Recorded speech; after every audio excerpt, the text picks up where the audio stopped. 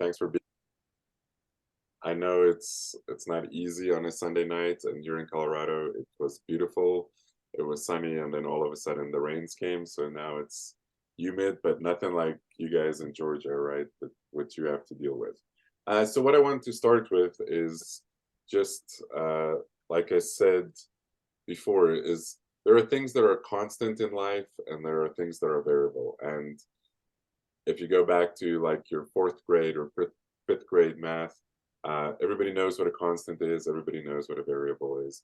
But things in life have changed, right? What we thought were constants are now really have become variables. So for instance, we where we worked and our place of employment used to be a constant, but that has very much become a variable, right? Some of us work from our dining room tables or from Starbucks or something else. Beforehand, gender was a constant, and that has become a variable. How scouts meet and where Rotary clubs meet used to be a constant, and now we're meeting on Zoom. This meeting right here, right? So things have become variable that we have thought and assumed have always been constants. But the one constant in my life has always been Rotary. So that's the purpose of my talk tonight, is just what has happened to me. So Gordon McAnally, who's the RI president this year from Scotland, this is his theme for the year, to create hope in the world. And specifically, like Liesel said, is I'm from Cape Town, South Africa originally. So I'm sure everybody knows where South Africa is, but if you don't, there it is at the bottom. I'm specifically from Cape Town. So that is like our Eiffel Tower, right? If you see anything Table Mountain that is called Table Mountain, that is iconic. So Table Mountain, the Cape of Storms, the Cape of Good Hope, that is Cape Town. So we have 9 provinces in the country of South Africa, and you can see there I'm from the Western Cape province. We have 9 provinces and we have 11 official languages, 11. And the reason being is when Nelson Mandela became president, he said that there's going to be no more discrimination, no matter how large or small each language is. Every language, every tribe is going to be treated the same. So it doesn't matter if you only have a few thousand speakers and another language has 1 million speakers, all languages are going to be treated the same. So that is interesting because that has some legal ramifications, right? You can imagine if you are arrested in a Tswana speaking province by a Venda speaking policeman and you don't speak Tswana or Venda, how does this law enforcement officer tell you what you're being arrested for? And now you're being taken to the police station and the 48-hour clock starts. And if there is no translator there, or they cannot get a translator to you because the police station is out in the bush, how does that impact your rights, right? Your how they can bring the case to you. So that's some things to think about. There are also plans to add 2 more languages to make it 13 official languages. The other languages are the first one is the San language, San, which is the Bushman. If you remember, there was a movie late 70s, early 80s, The Gods Must Be Crazy, with a Coke bottle that they threw out. So that's the Bushman people, which is kind of sad because nobody knows how many Bushmen are still left, because obviously they live in the bush, they don't come to the city. You know, one day we will just find a body and that will be the last Bushman ever. So that one is hard to know, but I hope that one gets passed. And then the other one is sign language, that people want to adopt sign language. So we'll see how that goes, but FYI. So 9 provinces, 11 languages. So Robben Island, you can see, is just off Cape Town right there. You can see Table Mountain in the background. And of course, you can see the prison over here. That's where the prison is. And here's the landing strip for planes. But that's where if you visit, this is the little harbor where you come in. But the prison is right there. These are where the wardens used to live. Of course, they don't live there anymore. It's now UNESCO heritage site. And of course, the most famous prisoner that lived there was Nelson Mandela, who spent 18 of his 27 years at Robben Island. Most people say he spent the whole 27. That is incorrect. He was only there for 18 of his 27 years. But we're known for many other things. First of all, we are known for the big five animals. They're called the big five animals because they are the five most difficult animals to hunt. And if you don't kill these animals, they turn around and hunt you. All other animals, if you don't kill them, they just whimper away and, die. But these animals will turn around and come at you. So, of course, the big five: lion is number one, the elephant, the Cape buffalo.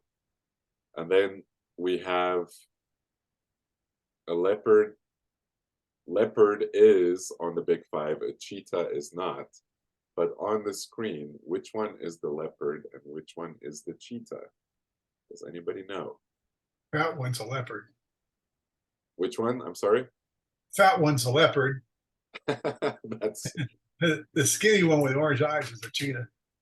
Yes, you are right, right? So the one on this one over here, the one on the left is the leopard, correct.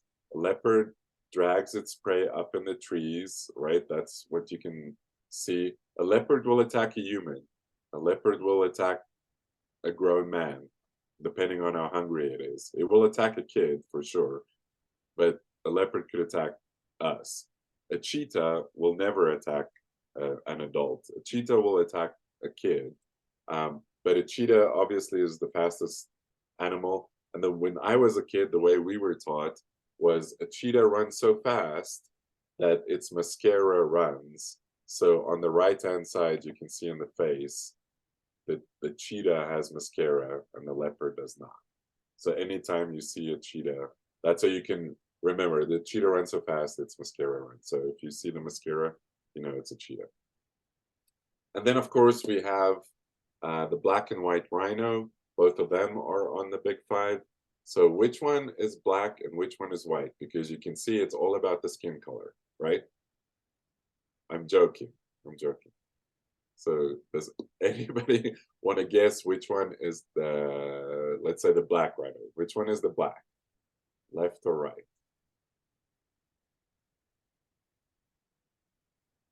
Okay. Right. The left one is the black. Okay, so here's how you can remember it, right? A black rhino is smaller and only eats from the bush. You can see from his lip, he's got a triangle lip. He only eats from the bushes. A white rhino has got a wide mouth and eats from the ground. So that is how the British, that's why it's called white, because when the Dutch came, the British heard the Dutch say bait, and they said white. So really they were saying wide, because bait is wide. So wide mouth is, they translated as white. So white, if you look at it from behind, you can immediately tell. If you look at a rhino's butt, you can immediately tell if it's a black or a white rhino, because you can just see, does it eat from the bush? It's a black rhino. If it eats from the ground, it's a white rhino. And a white rhino is much larger too. Neither one has good eyesight, but they have very good smell, and they will attack because they don't know where. So it often looks like they're running like crazy drunk teenagers, because they just run in different circles wherever they think the threat is coming from. I did notice that the black rhino had a bee on its horn too. Well, yeah, Do but they all have bees on their horns, or? no, that was just the photo. And then not part of the big five, but we say the big six in Cape Town is, of course, if you watch National Geographic and you watch Shark Week, these great whites are off the coast of Cape Town. So it's only in Cape Town where the great whites breach. So UCT, the University of Cape Town, scientists have actually tagged great whites. They breached, and then they go all the way to Australia to breed and mate, and don't breach, and then they come back, and then they breach again. And they're trying to figure out, is it the temperature of the water? Is it the seals? Why is it that they breach? The depth of the water. So this is just a photo. You can see that's not a real seal. It's a foam. It just cut out.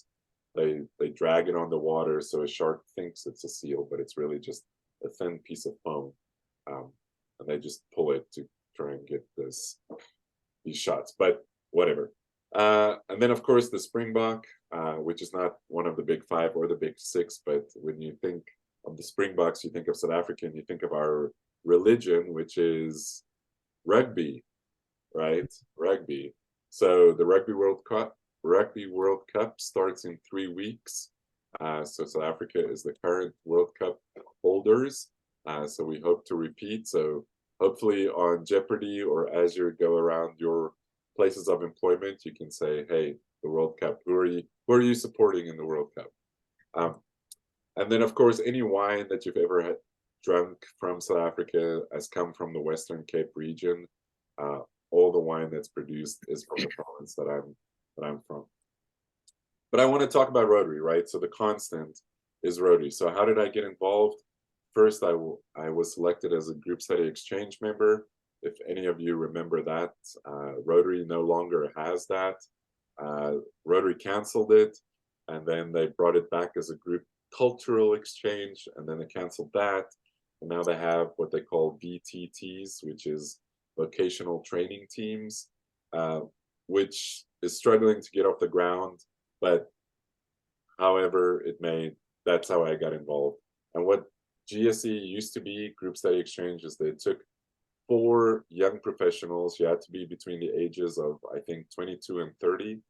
And they took you to a different country for a month. So you can see 4 young professionals there, and then 1 Rotarian as the group study leader. Who's the Rotarian? So 4 non-Rotarians and then 1 Rotarian. And then you get to experience other cultures and hopefully build world peace and get introduced to Rotary. And that was really how I got involved in Rotary. And through that, somebody told me, hey, there is something called the Ambassadorial Scholarship, which I had never heard of. And the Ambassadorial Scholarship no longer exists. It is now called Global Grants, and there's a big focus on the Peace Fellowship. But through that, I was fortunate enough to be selected as an ambassadorial scholarship, specifically to go to Las Vegas. And the Las Vegas Rotary Club was my host club, because everybody, like you guys mentioned, you had people in your homes, the youth exchange student that you just dropped off, and people, because if you get injured or you need to go to the hospital, who's going to be in loco parentis, right? Who's going to be your parent to sign the papers and all that? And that was obviously the Las Vegas Rotary Club. So people meeting me at the airport, and I had no idea, because nobody in my family, nobody in our little town had ever been to America. So I had no idea what to expect. The only thing I knew was what I saw on TV. But I got involved, and Ryla, of course, everything with Rotary was my in, and I tried to exploit and participate in as many of those activities as possible. So you can see me doing Ryla. I played some rugby for UNLV. Not that I was there to play rugby, but that's tried to help them. And then on Rotaract, right? So in the introduction, it said that I met my then girlfriend, now wife, through Rotaract, and that is something that I couldn't have foreseen, right? So here we are at, I think, an Interact symposium, and then we went to the 2008 RI convention in Los Angeles, if any of you were there. And she really just then became Rotaract on steroids, much more than me. I was focused on my studies, but she really became involved in that. So just a little bit about the Las Vegas Rotary Club. So about 150 members. The 25 Club is a club within the club where, because there's so many members, 150, it's hard to meet people. So the 25 Club is a club for newer members, people who've been in the club for less than a year, so they can meet and make their connections, and then they have a solid base, and then they can start talking to people. Obviously, nobody's prevented from just networking with anybody, but I know just walking into a room, it's sometimes hard to find people to talk to, and where do you sit, and how does this work? And the 25 Club helps people with that. They turned 100. You can see there uh, they formed in 1923. So this year, 2023, was their centennial. So in their 100 years, they've given over $2 million to the RI Foundation, and they also have $3 million in their own foundation. So this club is a very rich club with lots of people who've donated. So in their own foundation, they have $3 million, and that the spin-off, the interest from that, they can only spend within Las Vegas.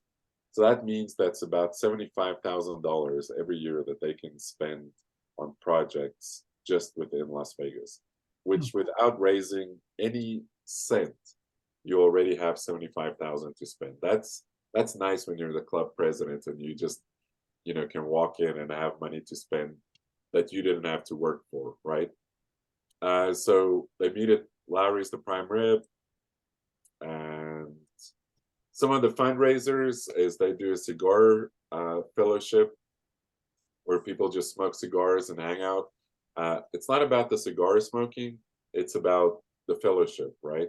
People want to get to know each other in a more relaxed fashion, and people get to know their spouses. And then you get to have these other conversations that you don't get to have in a Rotary meeting because you just have 5 or 10 minutes before the speaker talks.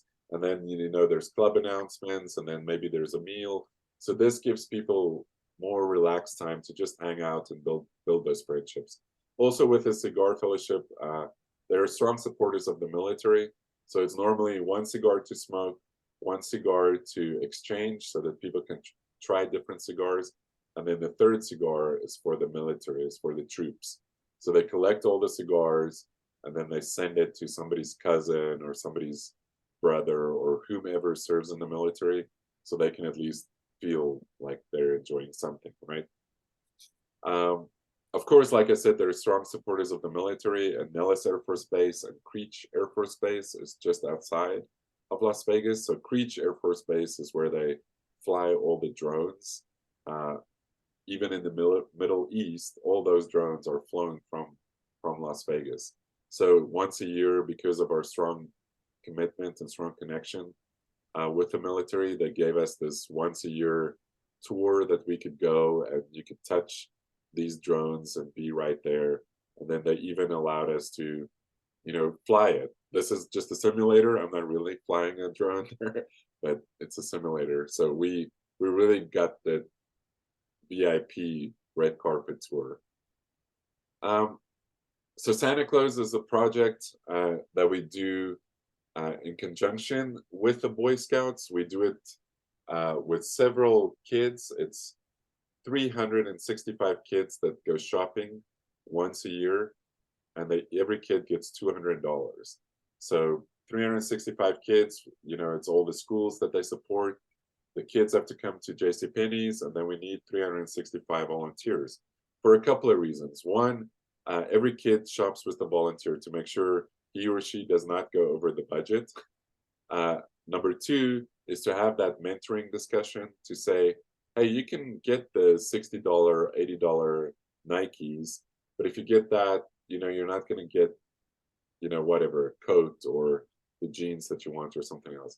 And then number three, something that the Scouts are very much aware of, is in the age that we live in, no kid goes unattended, and no kid goes into the dressing room alone. No kid goes into the restroom alone. There's always somebody watching, and that is something that we picked up from the Scouts because the Scout executive is a part of the Rotary Club. So after they shop, okay, that's not a good photo, sorry. After they shop, they get lunch, and we take them to the Scout offices, and then they can run around, and then they get the back to school speech, the importance of academics, normally UNLV, because that's the only university in town. The UNLV athletic director or the UNLV president normally gives that back to school, stay in school speech. And then as they walk out, every kid you can see here gets a backpack, get some sort of sports ball, because we know all about childhood obesity. And a lot of these kids don't have a ball just to play around with outside. They also get a toothbrush and toothpaste donated by some dentist, and then they get a book. because we all know the value of literacy. But this is all at the end. So you guys as scouters know when you work with kids, you don't give them the stuff beforehand because then they'll lose it. So this is we call each school and say, okay, school A, and then they line up and they get a bag, a ball, the toothpaste, the toothbrush, and the book, and then on the bus, and you're out of there, right? So if they lose it, hopefully they lose it on the bus. They don't lose it in the seats or somewhere else. Um, so Rotary changed lives, right? So like I said, Rotary has been this constant in my life, and none of this would have happened if it wasn't for that first connection with Rotary. So I was fortunate enough through Rotary. I heard there was also an internship at the United Nations, and somebody said, do you want to apply?" And I said, "Yes, of course, I want to apply." And I was fortunate enough to be selected. So you can see here, this is a General Assembly, and the General Assembly for the UN is going to happen uh, here in about 2 or 3 weeks. It's normally the third week in September. So then you'll hear all these world leaders again speak. So there's the green podium. You can see here where they speak. And this photo is taken here from the side. So here's a green podium. People are speaking. So this is the main, and I stood over here. This next photo is taken from the side here. But behind here, because every world leader, they're all world leaders, right? They're prime minister of this or president of that. They have no time limit. They can speak for as short or as long as they want to. So in the back here, there's a huge room where all the next people on the list, all the next world leaders on the list, are just sitting back there waiting. So there's coffee and some pastries back there, but they don't know, am I waiting 10 minutes? Am I waiting 10 hours? How long am I waiting here? When is my spot, right? How long? But the nice thing is if you work at the UN, you get to meet some of these world leaders back there because they're a little more relaxed and they're just waiting there. So you can walk up and interact with them. Of course, every one of them has security detail. So some of them are a little more uh, open to letting you approach, and a lot of them are just stay away, do not come close.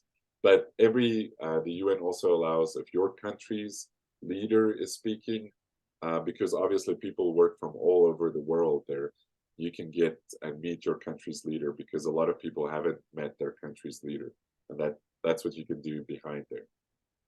But so fortunate to have this opportunity at the UN. But again, this is all because of Rotary that this happened. So here's the UN building in New York. Here at the bottom, you can see is the East River. And here is a restaurant the cafeteria where we could meet. But this is the UN building, 36 floors in this building.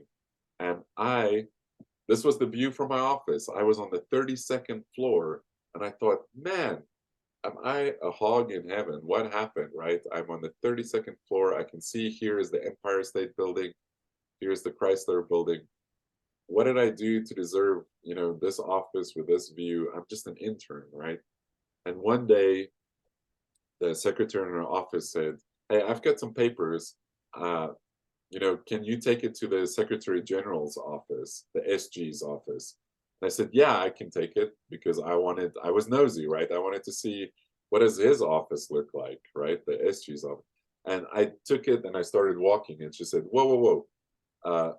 Do you know where the SG's office is?" The Secretary General. And I said, "Yeah, the top floor. Like, where else is it going to be? Duh." And she said, "Duh, it is not on the top floor."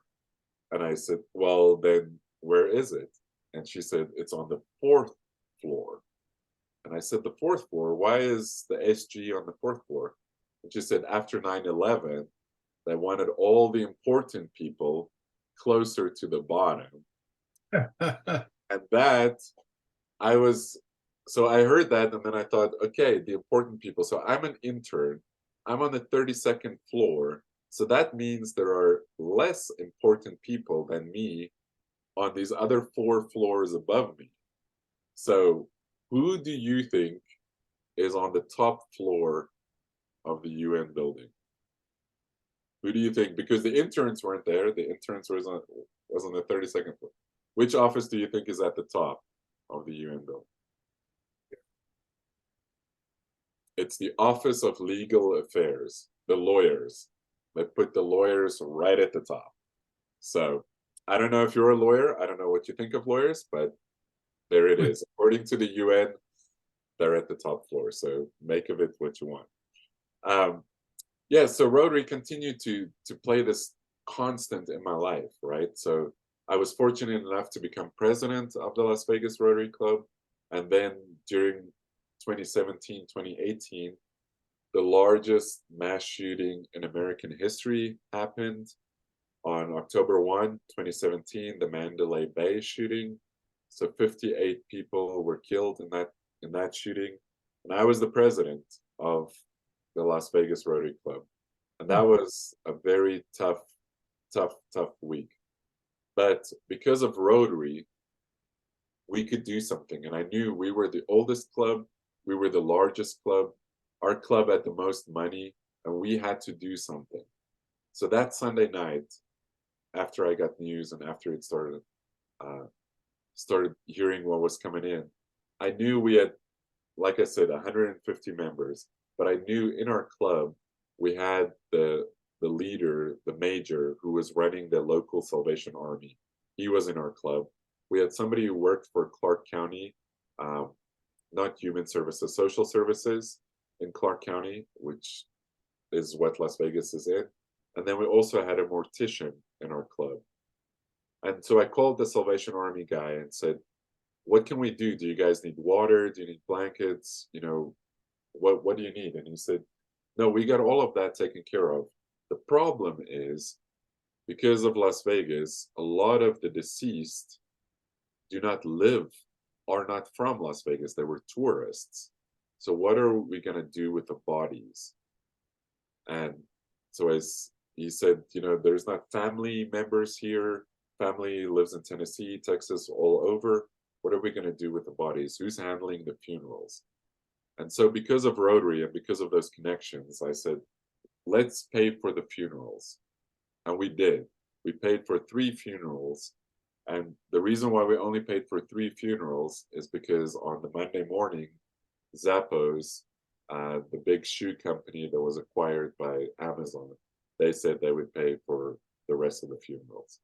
And it's not that we didn't have the money, it's not that we didn't want to do it, but Zappos came in and they were the bigger name. And I said, fine, as long as people are getting help, you know, that's all that matters. But the thing that I want to mention here is I was the president of this club during this time. We got emails from the Philippines, from Rotary clubs in the Philippines saying, expressing condolences. We got emails from Haifa, the Rotary Club in Haifa in Israel. We got a check for money from the Rotary Club of New York.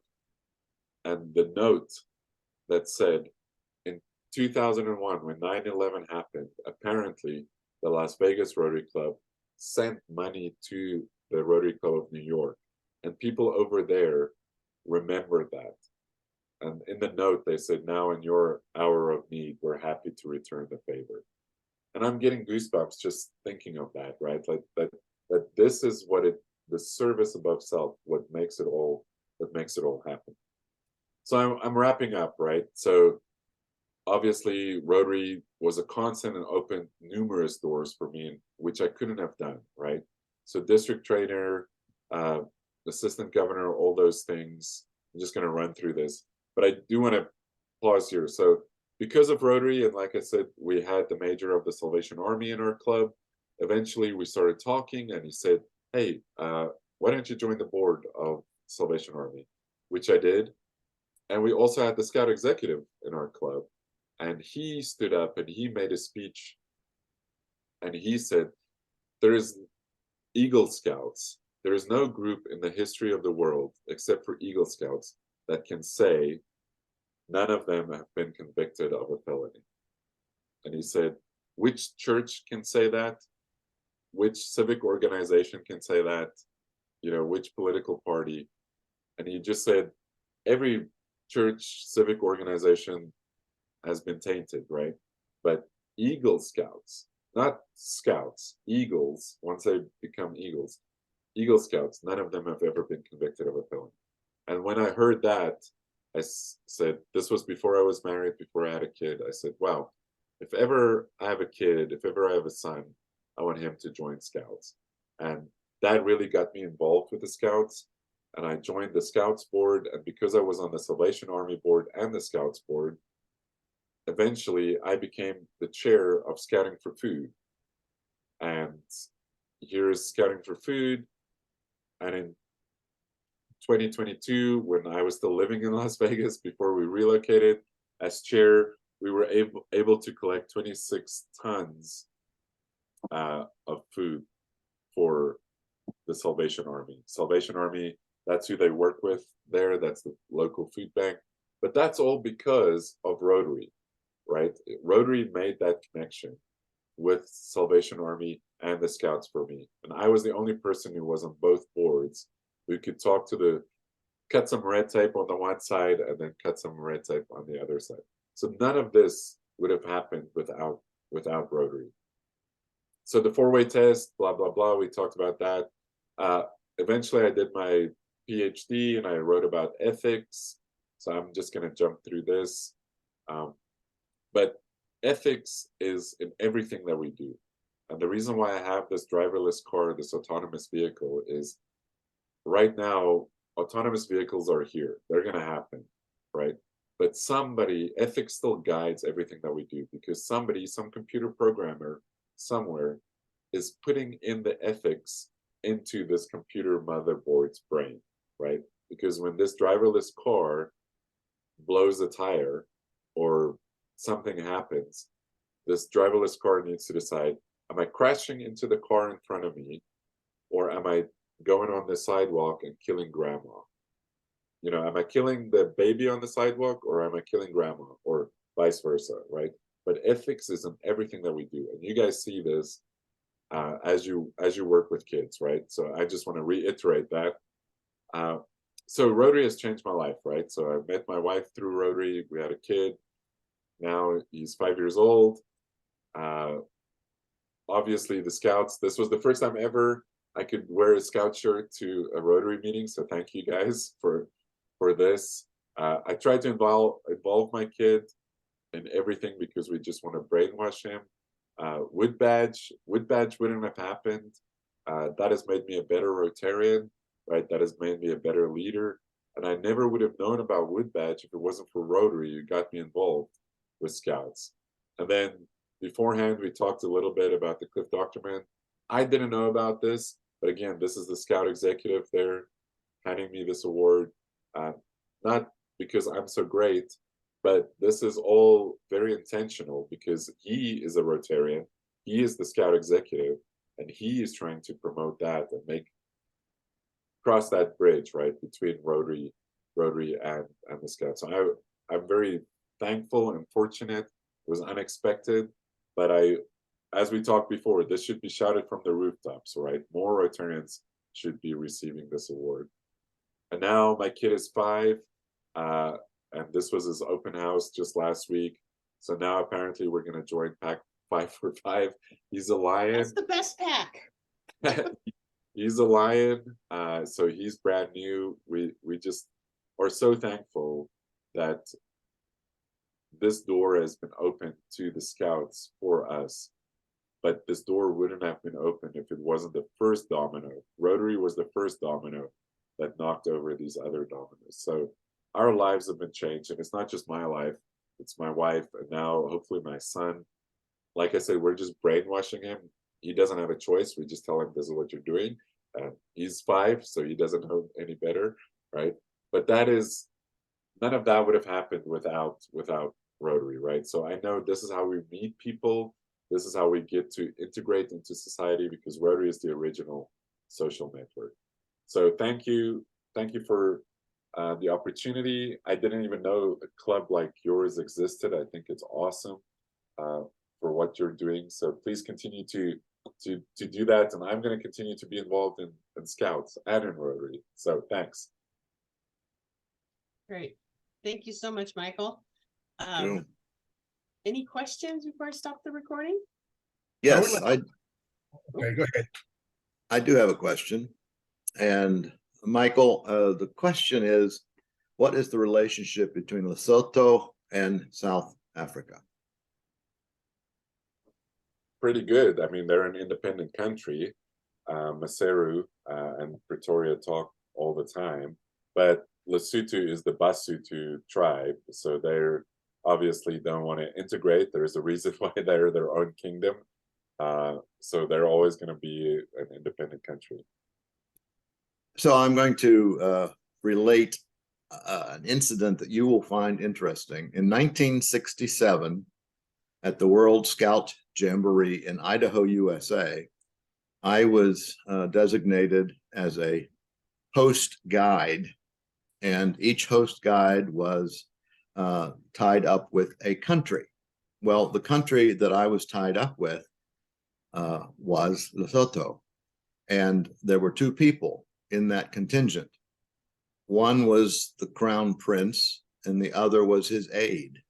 And I found it very, very interesting that the crown prince participated in scouting. And so it was very interesting. Yes. Yeah, that's a way, right? A king is the king, a prince is the prince. So, yeah, nice. And so, Michael, I wanted to mention my doctoral research was in Port Elizabeth, and I worked in the townships and the schools down there with the kids. But I also made a scouting connection. So I actually am an honorary member of First Walmer, which was a scout unit that actually was operating illegally during apartheid because they were a mixed race unit. And I got the privilege to meet the equivalent to an Eagle Scout in South Africa, which is a Springbok Scout. And I met the only one in the Eastern Cape Council. By the way, they had no professionals; it's all volunteers. And so I went with the commissioner, and we met this one young man who was their only Springbok. And I was like, "Why only one?" And they said, "Because we're very poor. We have a camping requirement, and our kids can't afford the camping gear. We don't have any camping equipment." So I actually contacted my Rotary Club, and we raised some money, and I actually purchased camping gear. And so it was tents and sleeping bags and cooking gear and all that. And I gave it to the commissioner. I said, "Don't give this to one unit, but make it available for checkout so that the units can go and do that." And so they made me a honorary member. I got a neat little coffee cup and a neckerchief and all that stuff. But a lot of fun. I actually spent Nelson Mandela's birthday at Robben Island, and made some contacts there, and actually had one of the guides there talk to my students back in North Carolina. So yeah, great connection. Nice. Thanks for that. Great. Thank you for sharing, guys. Any other questions? No? Okay. I'm going to go ahead and stop the recording. So, Michael, what we do is we record it, and then we